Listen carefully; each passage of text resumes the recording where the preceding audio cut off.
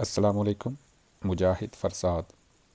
آج کے لیکچر میں ہم انٹرویو کے درج ذیل سوالات پر گفتگو کریں گے۔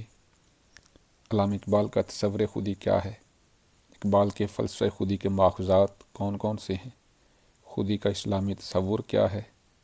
تربیت خودی کے مراحل کون کون سے ہیں؟ علامہ اقبال نے اپنا پیغام یا فلسفہ حیات کیا پیش کیا ہے؟ اگر ہم اس کے جواب میں لفظ خودی بھی کہہ دیں تو بجا ہوگا، کیونکہ یہی ان کی فکر و نظر کا محور ہے۔ لفظ خودی اقبال سے قبل بھی اردو شاعری میں مستعمل تھا، اور یہ لفظ تکبر اور غرور کے معنی میں استعمال ہوتا تھا۔ اس کے بعد یہ لفظ اقبال ہی کا ہو کر رہ گیا۔ اقبال نے اپنی فارسی کتاب اسرار خودی اور اپنی مشہور نظم ساقی نامہ میں خودی کی وضاحت کے لیے بہت سی شاعرانہ مثالیں پیش کی ہیں۔ اسرار خودی کے دیباچے میں اقبال خودی کی تعریف یوں کرتے ہیں: یہ لفظ اس نظم میں بمعنی غرور استعمال نہیں کیا گیا جیسا کہ عام طور پر اردو میں مستعمل ہے۔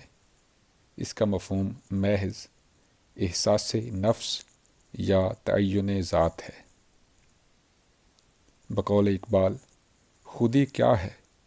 راز درون حیات، خودی کیا ہے؟ بیداری کائنات۔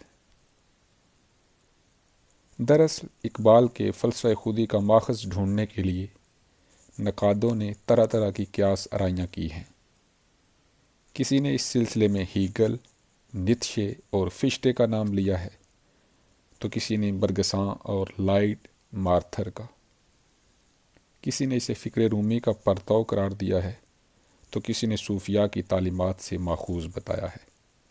اس میں کوئی شک نہیں کہ اقبال نے ہر ماخذ سے استفادہ کیا ہے، لیکن اس سے یہ نہیں سمجھنا چاہیے کہ آپ کا فلسفہ کوئی مستقل حیثیت نہیں رکھتا، اور آپ نے دوسروں کی خوش نشینی کر کے انہی کے فلسفہ کو شاعرانہ آب و رنگ کے ساتھ دنیا کے سامنے پیش کر دیا، بلکہ ان کے فلسفہ خودی کے تمام اساسی مضامین در حقیقت قرآن مجید سے ماخوذ ہیں، اور قرآن مجید میں فضیلت انسان، تسخیر فطرت، عزم و استقلال، جرت و شجاعت، حمیت و غیرت اور قدرت و اختیار پر بکثرت آیات موجود ہیں۔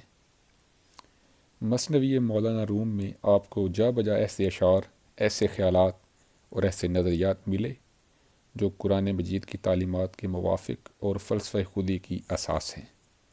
نیتشے کے فلسفہ میں آپ کو خودی کے جو شیطانی عناصر نظر آئے، ان کو آپ نے بالکل چھوڑ دیا۔ اس معاملے میں آپ نے درجہ بدرجہ ترقی کی۔ پہلے تو آپ نے اسرار خودی کا ایک سادہ اور نامکمل خاکہ قائم کیا، جو زیادہ تر حکامائے یورپ کے خیالات و نظریات کی بنیاد پر قائم کیا گیا تھا۔ اس کے بعد قرآن مجید اور مولانا روم کا اثر قبول کرتے ہوئے اپنے اس فلسفے کو دوسروں سے الگ اور نمایاں کر دیا۔ خودی کا اسلامی تصور یہ ہے کہ فرد مخلوق ہے، جس کی ذات میں ذات باری نے بے انتہا امکانات ودیت کر رکھے ہیں۔ خودی اپنے شعور کے اعلیٰ ترین نقطے پر پہنچ کر بھی ابدیت کے عقیدے کے مطابق تابع اور محدود رہتی ہے۔ خودی کے مسئلے کو اس وقت تک نہیں سمجھا جا سکتا جب تک کہ زندگی کے اس تضاد کو نہ سمجھا جائے کہ زندگی فطرت کا جز بھی ہے اور اس سے ماورا بھی۔ یہ محدود بھی ہے اور فطرت پر غلبے کی صلاحیت بھی رکھتی ہے۔ یہ پابند بھی ہے اور آزاد بھی۔ یوں انسانی خودی کا نقطہ عروج یہ نہیں کہ وہ ذات باری میں فنا ہو جائے، بلکہ یہ ہے کہ وہ اپنے ارادے کو خالق کائنات کے ارادے کے تابع کر دے۔